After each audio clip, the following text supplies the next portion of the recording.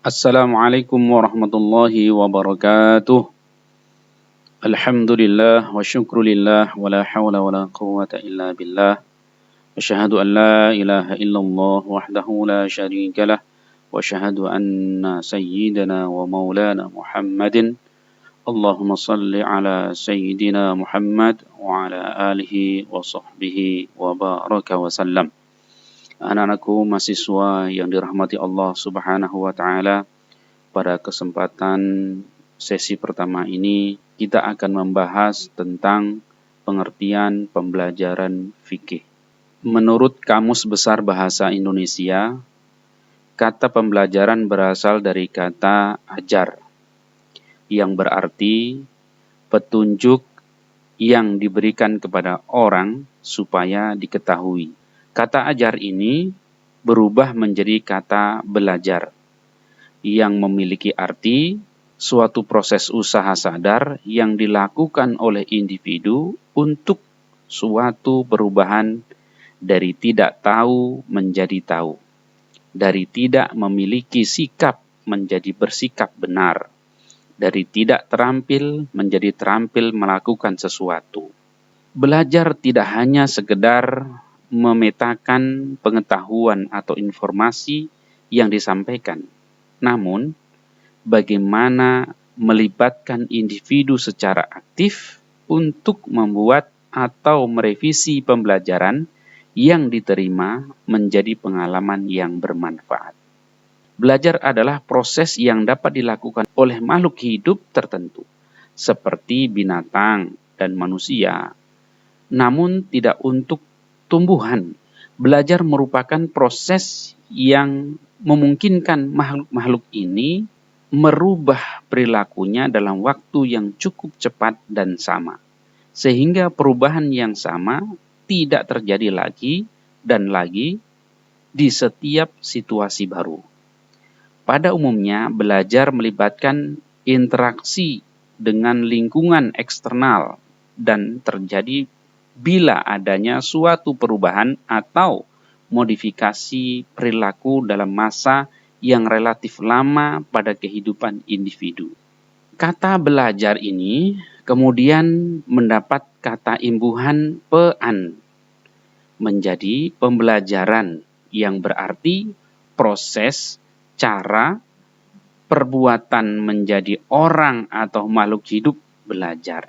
Dalam Kamus Bahasa Inggris, learn berarti mempelajari, dan learning artinya pengetahuan.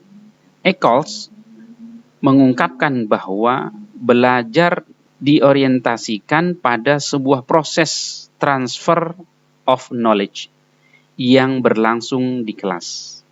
Eccles juga menjelaskan bahwa pembelajaran secara umum didefinisikan sebagai suatu proses menyatukan kognitif, emosional, lingkungan yang dapat mempengaruhi dan pengalaman untuk memperoleh, meningkatkan atau membuat perubahan berupa pengetahuan, keterampilan, nilai, dan pandangan dunia. Pembelajaran merupakan suatu sistem yang membuat individu belajar dan berinteraksi dengan sumber belajar dan lingkungan. Pembelajaran adalah suatu kegiatan untuk memfasilitasi belajar siswa. Fasilitas ini berupa penyajian informasi, pemberian bimbingan, penyajian masalah, penyajian jembatan untuk membentuk siswa belajar, dan segala bentuk kegiatan yang intinya berupaya agar siswa belajar dan mencapai hasil belajar sebagaimana yang diharapkan. Pembelajaran selalu dinyatakan sebagai rangkaian proses belajar yang diikuti oleh pelajar, dan terdapat materi ajar yang akan disampaikan oleh pendidik dengan tujuan akhir kegiatan adalah pencapaian kompetensi oleh setiap pelajar. Imam Muhammad Abu Zahra dalam kitabnya yang berjudul Ushulul Fiqh merumuskan pengertian fikih secara lugawi. Al-fiqhu lughatan huwa al-fahmu al-amiqun nafidh allati yata'arrafu ghayatil aqwali wal af'al. Fikih menurut pengertian lughah atau bahasa ialah paham yang dalam dan luas yang dapat mengerti maksud perkataan dan perbuatan Nabi. Dan secara istilah, al-fiqhu huwa al-ilmu bil ahkami syar'iyyatil amaliyah min adillatiha at-tafsiliyah. Fikih ialah ilmu tentang hukum amali atau hukum positif dalam Islam yang bersumber dari dalil-dalil tafsili atau dalil-dalil terurai. Selanjutnya, Imam Jalaluddin Al-Mahalli dalam kitabnya yang berjudul Syarah Al-Waraqat fi Usulil Fiqh mengatakan bahwa fikih ialah ilmu pengetahuan hukum Islam yang dihasilkan oleh ijtihad para ulama fikih. Fikih adalah suatu ilmu yang sudah siap diamalkan oleh para orang-orang mukallaf dan hasil produk yang digali dari dalil-dalil tafsili terurai yang bersumber dari Al-Quran, sunnah, ijma, qiyas, dan sebagainya. Fikih adalah norma yang mengatur hubungan manusia dengan Allah, manusia dengan sesama, dan manusia dengan makhluk lainnya. Fikih sendiri adalah ilmu mengenai hukum amali atau hukum positif dalam Islam yang bersumber dari dalil-dalil tafsili atau terurai. Aspek fikih dapat memberikan tekanan-tekanan yang baik dan benar terhadap manusia dalam pelaksanaan ibadah dan muamalah. Pembekalan-pembekalan fikih yang diberikan tenaga pendidik terhadap peserta didik dapat memberikan pengaruh atas berhasilnya penerapan ibadah di kehidupan sehari-hari para siswa. Materi yang disampaikan akan membentuk peserta didik menjadi mandiri, bertanggung jawab, dan memiliki budi pekerti yang luhur. Tujuan mempelajari fikih. Tujuan mempelajari fikih adalah untuk membekali siswa agar dapat mengetahui dan memahami pokok-pokok hukum Islam secara terperinci dan menyeluruh. Dilihat dari tujuannya, pembelajaran fikih wajib dikenalkan terhadap anak maupun peserta didik sedini mungkin, baik dari lingkungan keluarga, sekolah, maupun lingkungan masyarakat. Evaluasi pembelajaran fikih tidak hanya berupa naskah atau teks tertulis saja, melainkan implikasinya, penerapannya, fikih yang wajib diterapkan di setiap kegiatan sehari-hari. Proses pembelajaran fikih yang sedang berlangsung di lembaga-lembaga pendidikan kita masih banyak mengandalkan cara lama dalam penyampaiannya. Padahal saat ini orang lebih memilih untuk melihat hasilnya daripada proses penerapannya. Pembelajaran yang baik adalah pembelajaran yang bersifat menyeluruh dalam pelaksanaannya dan mencakup aspek-aspek seperti aspek kognitif, efektif, maupun psikomotorik, sehingga dapat menunjukkan keberhasilannya baik secara kuantitas maupun kualitas. Ruang lingkup pembelajaran fikih. Pembelajaran fikih yang dilaksanakan di lembaga pendidikan memiliki ruang lingkup tersendiri yang terbagi menjadi beberapa poin penting. Kesemuanya harus diketahui oleh manusia, terlebih bagi para pelajar. Dan berikut ini saya sampaikan tentang pembagian fikih. Yang pertama, ibadah. Apa itu ibadah? Yaitu segala persoalan yang berpautan dengan urusan akhirat. Jelasnya segala perbuatan yang dikerjakan untuk mendekatkan diri kepada Allah seperti salat, siam, puasa, zakat, dan haji. Segala yang kita kerjakan dalam bidang ini bersifat ta'abbud, ibadah. Yang kedua, muamalah, yang berpautan dengan urusan-urusan dunia dan undang-undang.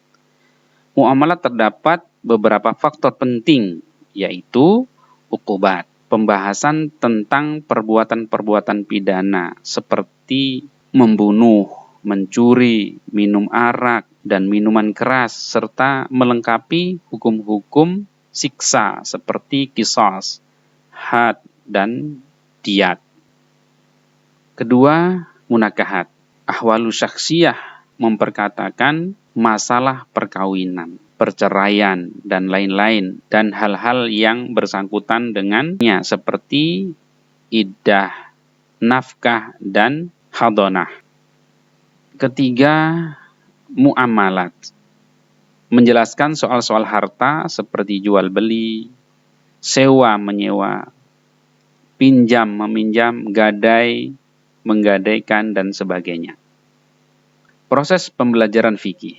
Proses pembelajaran merupakan proses interaksi antara pendidik dan siswa yang berhubungan secara timbal balik dan mengandung unsur edukasi untuk mencapai tujuan pembelajaran sesuai dengan kompetensinya.